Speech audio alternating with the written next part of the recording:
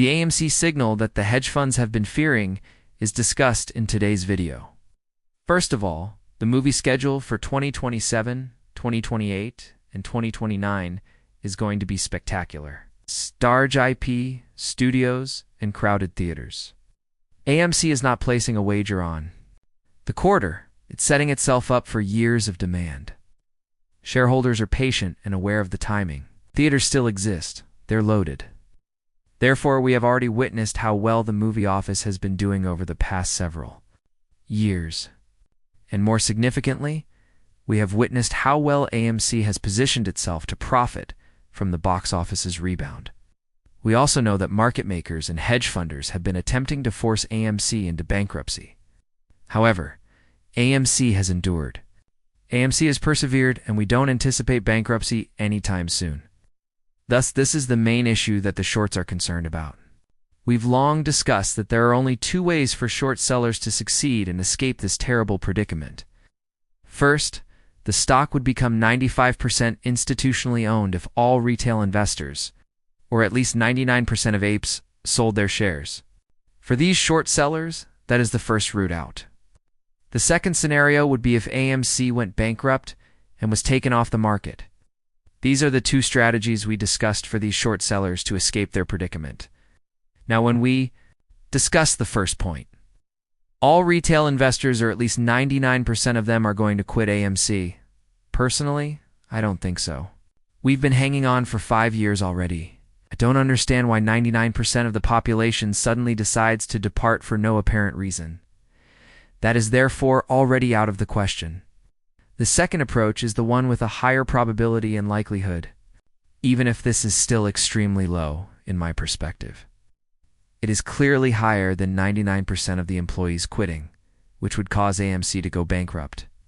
And for the past few years, the shorts have been attempting to accomplish this by preventing AMC from raising capital, spreading incorrect information about AMC, and attempting to drive people away from AMC. They have been attempting to accomplish it. However, AMC has put itself in a very favorable position. This year's box office of 26 is even starting to gather up speed. It makes sense that Netflix intends to expand its theatrical offerings. Additionally, as CEO Adam recently stated, we don't really need a box office to reach the pre-COVID levels of 2019. You now need to learn a few things from this. First, we discussed Netflix's clear desire to enter this market.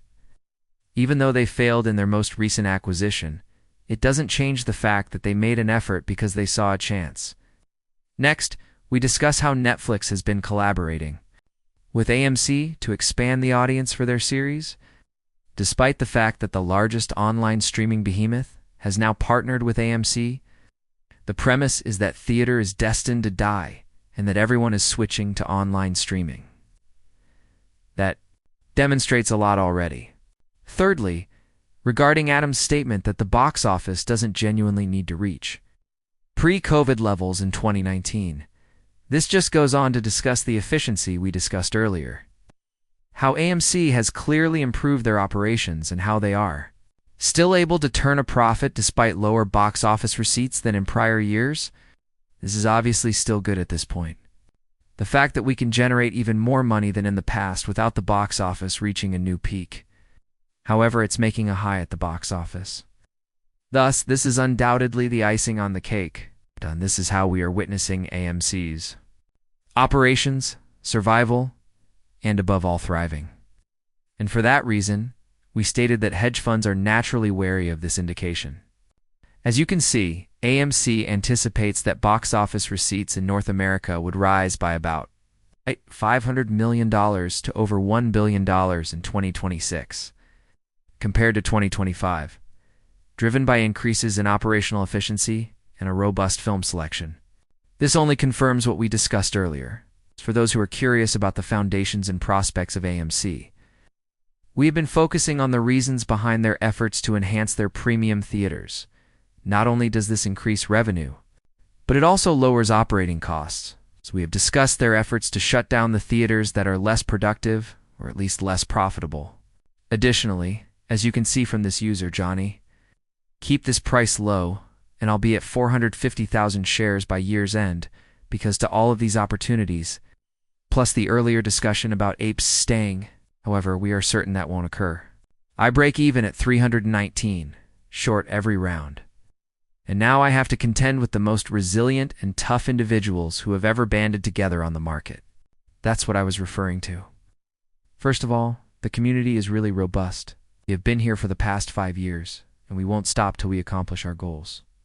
This is the reason I stated that I don't think 99% of the apes will just depart for no apparent reason at all. Moving forward, there are a few more things to consider. Every ape just needs to own roughly 300 shares to own the entire flow. As we discussed with the number of investors we've observed in AMC, additionally, we are witnessing a person with this many shares. This individual has 191,000 shares of AMC. As you can see, out of the millions of AMC investors worldwide, these are just 2 individuals that we are examining. Because of this, I firmly feel that the float has been sold numerous times, which is why I keep talking about it. Additionally, it discusses how many people currently hold their jobs at, of course, extremely low prices. You may observe that this specific person is at 319, not to mention the numerous new synthetic shorts made at the $2 and $3 markets. Therefore, even the slightest increase in AMC would put these short sellers in a terrible situation, which is why they want to stop it. Every time. As you can see, some may believe that I despise the short FUD influencers, but that is not. To be honest, I adore having them. I have hope because of their perseverance and presence. I have never witnessed a brief squeeze without them. If they didn't exist, I would be more worried.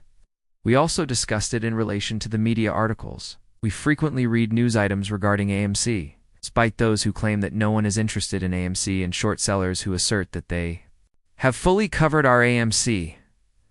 Remember that AMC now has a market capitalization of between $600 and $700 million, which is less than $1 billion.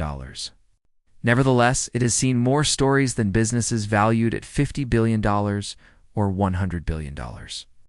Furthermore, it raises the question of why this is receiving so much media attention. And the reason for it is that they are attempting to force you to leave AMC. They are attempting to prevent you from attending AMC. Additionally, we've always discussed it. Referring back to our earlier discussion, the short sellers would be under pressure whenever AMC increased even a little. This explains why the off exchange volume is constantly increasing. You can see 77% 40 minutes into trade every time something happens with AMC. That only serves to highlight how absurd this is. Another significant development is that Citadel was recently cut off by JP Morgan, and it appears that they are under liquidity pressure and over-leveraged on their shorts. Additionally, this is something that has previously occurred. We understand why these kinds of incidents occur, but what is the background? Because of the pressure on their liquidity, we're also witnessing this off-exchange go nuts for AMC. Additionally, the stock market appears to be about to crash. Silver and other commodities are rising, and these hedge funds are losing money.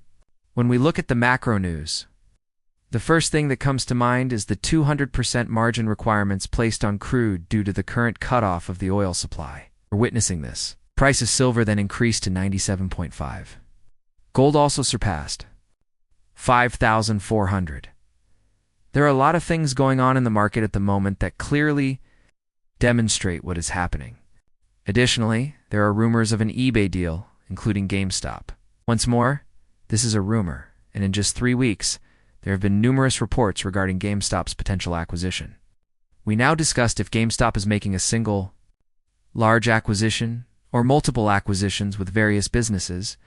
You are aware that something similar is feasible.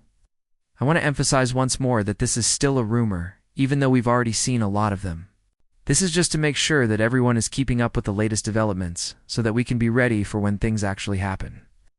Another item to consider is the reasons behind GameStop's desire to acquire eBay. This is undoubtedly the rationale for what they are doing in relation to eBay's actions and how they might clearly help each other. Take a short glance, stop the video, or, if you'd like, look at this tweet. Again, I don't want to get into too much detail because it's only a rumor. What I do want to discuss is the fact that XRT, the ETF that comprises AMC and GME, has been added to the NYC ratio threshold list once more. Its current short interest rate is approximately 266%. Now, there is an obvious explanation for the sharp increase in this small fraction. The inclusion of AMC and GME makes the explanation quite straightforward. We recently discussed the acquisition news that GME may do. There will undoubtedly be a lot of pressure if this is the case.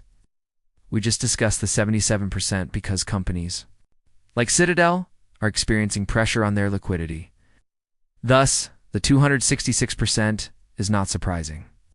Additionally, we are seeing the signal for why shorts are clearly concerned, precisely as we discussed at the beginning. As you can see, Barclays continues to display GME's market capitalization as $9 quadrillion. This error, which is about $20 million per share, is unique to this corporation.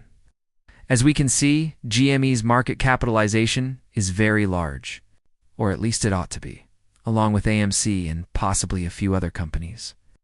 And it would also make sense that as several hedge funds, not just Citadel, begin to invest in AMC and reduce their short positions, we're also witnessing an increase in these margin requirements. Things like this are the reason. Additionally, when we discussed silver previously, we also discussed gold. It goes without saying that you must pay attention to high craft when we discuss this. Higher craft are currently under intense short pressure. Even if the market clearly indicates that miners are profiting from the current circumstances. Additionally, HIMT tweeted that the United States imports 64% of its silver. Why? Due to the fact that there aren't many primary producing silver mines. Additionally, keep in mind that High Roofed currently has a sizable allocation, which only serves to highlight their potential. If you want to get deeper into this, we're looking at Eric Spratt, who we previously discussed, and whose largest holding is in HR Mining with $1.8 billion. This merely highlights his self-assurance. However, it also discusses the potential in his belief that silver will sell for between $150 and $200 per ounce. This just goes on to discuss how High Roofed still has a long way to go. Finally, we briefly discussed the recent explosion in the UK, which you can see. This is something I want to discuss because it has an impact on Wall Street as well, which relates to what we previously discussed regarding the margin call requirements